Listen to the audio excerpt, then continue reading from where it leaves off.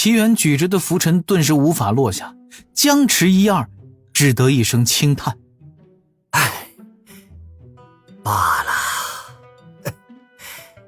长寿，你要记得，本领多高都不可目中无人，神通再强也不可骄傲自满。妖族也非良善，莫要与他们有太多牵扯。啪的一声，趴在地上的李长寿双手在头顶用力合十：弟子谨遵师父教诲。林和忙道：弟子谢师父不打针。为师闭关修行去了。唉。齐元老道摇摇头，端着拂尘飘回了自己的草屋，只留下一个满是沧桑写满了故事的背影。隔壁草屋的窗台前，两颗探出来打量这边的脑袋也弱弱地缩了回去。熊师姐，齐元师兄好凶啊！雨师，那可是咱们小琼峰的峰主，而且那不是凶，是有威仪。感觉齐元师兄是个很好的人呢。听闻此言，刚扶着师兄站起身的灵娥与师兄对视一眼，师兄挑眉，师妹眨眼，一切都在不言中。师兄，要不要给你擦药？不用，也吸收不了。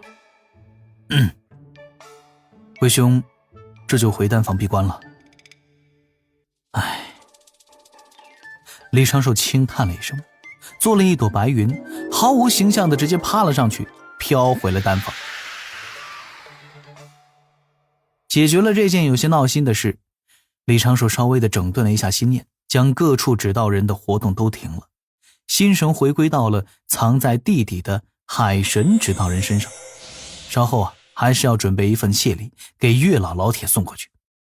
以后还是别用师傅的形象搞事了，尽量用一些虚构的人物比较稳妥。施展土遁自地下钻出，李长寿的心神驾着海神皮肤的指导人朝火云洞之所在继续行去。火云洞隐藏于中神州某处，并不显于人前，就如那三仙岛一般。明知三仙岛就在那一片海上的迷雾中，若无进入其中之法，根本就寻不到半点踪影。李长寿最初想要寻找火云洞时，掐指一算就知道这个地方不是自己这浅浅的推算功力就能推算出来的。但他现在背靠天庭，查找火云洞在何处也不算是什么难事。驾云穿梭，过千山走万水，行有半日，一片千里大泽出现于眼前。李长寿径直朝大泽高空而去，又在高空中折返身形，朝着大泽坠落。身形即将落入水面之前，先时看到了一缕云烟自半空凝聚，于是顿住身形，驾云朝着云烟而去。这就是天庭记载的寻找火云洞的具体方法。李长寿飞到了这团云烟前，便觉得前方有一缕缕玄妙之道韵，耳中听到了阵阵弦乐，似乎前方有一处不为人知的世外桃源。云烟中似有一扇无形的门户，让李长寿只得顿住脚步。李长寿朗声道：天庭使者奉玉帝陛下之命，前来拜会本族先贤。他话语刚落，心底就听到了一声轻笑，眼前凭空浮现出了一只八卦盘，其上8只圆环轻轻旋转，刻画的爻闪烁着微弱的光亮，显示了4个字：解开可进。李长寿做了一个倒一，左手凝出水火太极，将太极图向前缓缓推出，落在那八卦盘中央。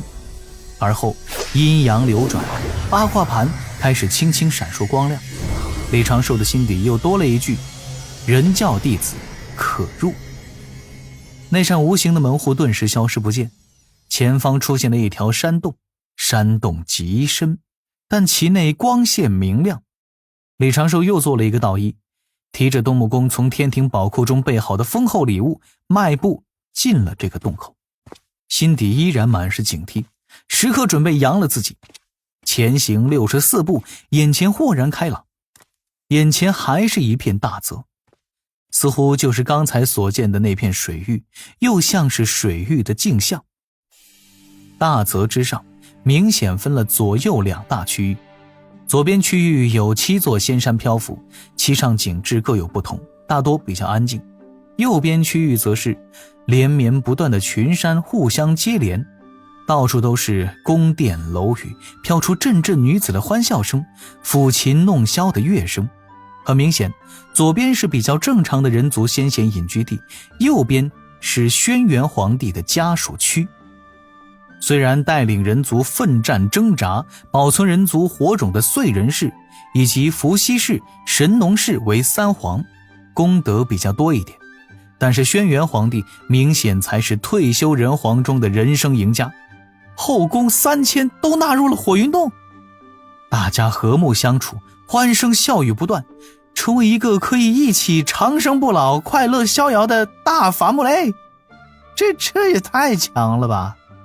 李长寿的心底赞叹不已，也不敢妄议先贤，提着礼物就四处打量，不知道该先去哪座峰上。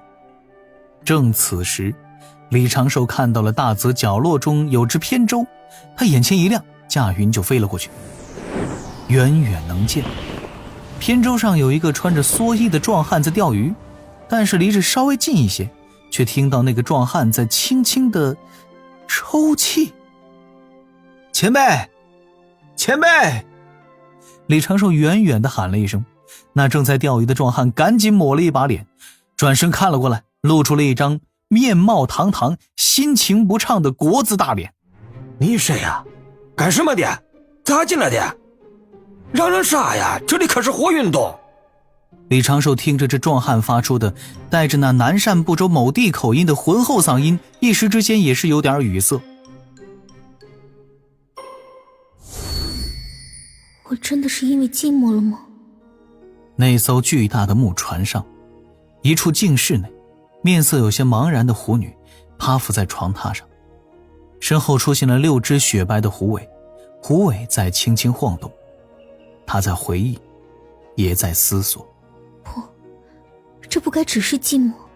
狐女一双雪白的玉臂撑着身子坐了起来，神情莫名有些激动，抬手对着侧旁的书桌招手，凭空射来笔墨布帛，铺在床榻上提笔写画。我青丘一族以情入道，目不成族内如此多前辈长老，都是因寂寞。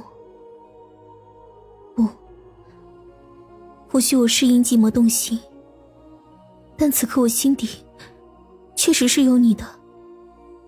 祈愿道长。心念急转，仙指晃动，那布帛之上已经出现了一幅画面。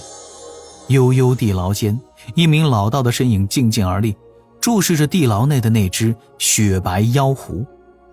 狐女提笔在一侧写下奇缘2字，随后便像是失去了全部的力气，缓缓趴伏在这画卷的一侧，用腰力将画卷护住，仙指轻轻去触碰。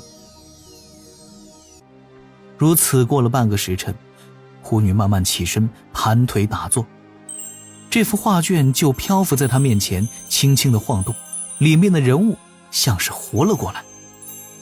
狐女身周出现一缕道韵，她柔声喃喃：我其实并未明白自己是因何对你动心，或许是我那媚术的反噬，或是因你不经意对我的那一份温柔，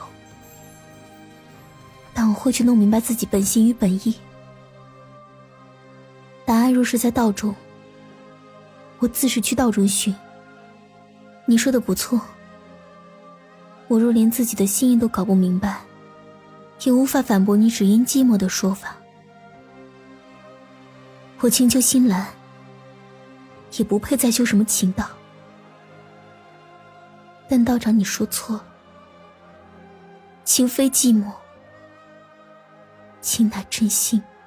喃喃声中，他身周的道韵竟然在不断的上扬，身后出现一道模糊的倩影，而这倩影抬头注视着虚无，仿佛在质问着什么。渐渐的，不知道过了多久，这股道韵将这处房间充满，且惊动了他的族人。第7只雪白的狐尾在他身后悄然间显化。祈愿道长，我定会再去寻你。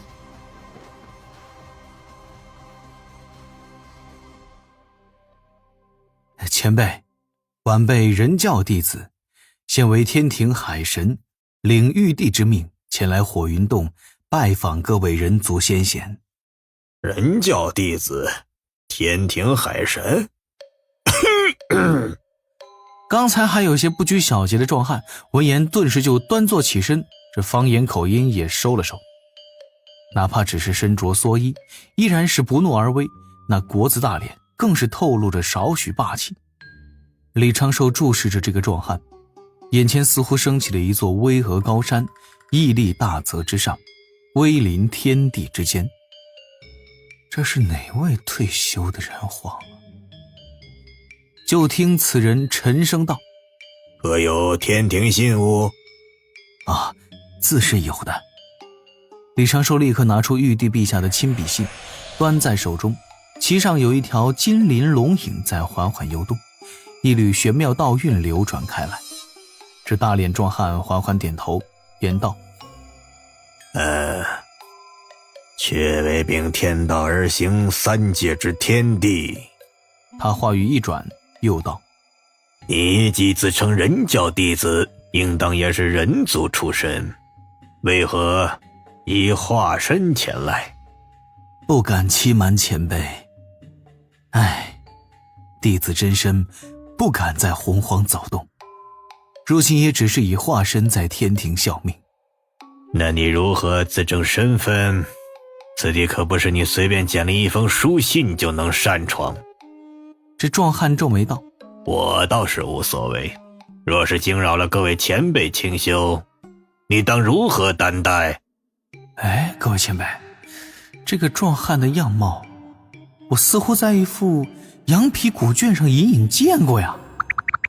李长寿的心底一道灵光，大概猜出了这位壮汉的身份，笑道：哈哈哈，前辈莫非就是开山治水，造福苍生，又定鼎九州，将人族基业推至大兴的大禹陛下？那壮汉面色如常，淡定地点了点头，言道：此地便是我辈分最小，功德最浅，不要陛下乱叫。如今我已非人皇，不过山中蓑笠翁。李长寿笑着拱拱手：是晚辈失言，前辈可验晚辈天庭神位之力。言说中，李长寿的袖口轻轻飘动，脚下大泽先是泛起了一层层水波，随后便见一群群游鱼自各处汇聚而来。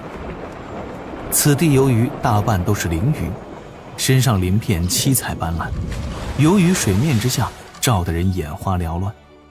壮汉眼前一亮，随手拿起一旁的鱼竿，李长寿含笑一点，一条条灵鱼朝着那木舟赶去，将大汉团团包围。你个海神还能管湖里的鱼？这壮汉顿时心情大畅，口音又冒了出来，但是随之就干咳一声，端着鱼竿淡定地道了句：你这海神倒也算厉害，不过此地是湖泽之地，你竟也能施展神力，这是哪般说法？这退休人皇的本真性情倒也是让人颇感亲近。李长寿闻言略作思索，心神一动，极快地反应了过来，这或许是大禹帝君在考验自己。当下他温声道：江河聚雨露，百川终归海。晚辈的神力虽然是在海中才可以如意施展，但天下水路大多与海互通，也可将神力映射在此地。好一个江河去雨露，百川终归海。那壮汉赞叹一声，见鱼竿下沉，连忙起竿，一条灵鱼破水而出，被这壮汉一把捞住，塞进了一旁的鱼篓中。随之这壮汉发出了一声舒坦的叹息，看着湖中那成群结队的灵鱼，微微摆手。李长寿的那股神力烟消云散，这些灵鱼各自甩尾，迅速消失在了湖面之下。壮汉笑眯了眼：不愧是天庭正神，天帝如今最器重的凌霄殿臣，一句百川终归海，却是刚好对我性情，足可见你之智谋啊！来坐吧，我在此地便是奉命等你，与你三问。李长寿顿时不敢大意。火云洞中有一位推演占卜专业的大佬，便是那位伏羲氏，说不定真的能够未卜先知。据说这位伏羲乃女娲圣人娘娘之兄长转世，接替燧人氏之位，带领人族逐步稳定下来，一点点走向繁荣。燧人氏都是在带领人族与天斗与地争，在巫与妖之间挣扎求存。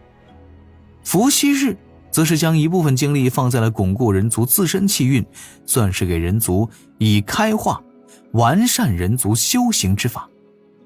洪荒中的三皇五帝，每一位都是在上古之末带领着人族一步步兴起，每一位人皇专攻的方向不同，贡献也不同。大事来之何易呀！李长寿镇定自若地驾云向前，到了木舟上，坐在木舟的尾端。大禹上下打量了李长寿几眼，笑道：这三问你若答不上来，今日就把礼物和信件留下，自行回返。几位前辈应该不会见你。言下之意却在提醒李长寿，只要你问题答得好，那几位人皇处有机缘可以捞。李长寿面色顿时颇为凝重，拱拱手，正色道：请帝君出题。第一问，你乃天庭天帝器重之大臣，又是咱们人族出身，假若天帝对人族降下灾祸，你当如何劝说天帝收回成命？李长寿沉吟几声，这上来就直接开大吗？这个问题无论我怎么答都是难以完美，这就跟忠义如何两全的问题一般啊。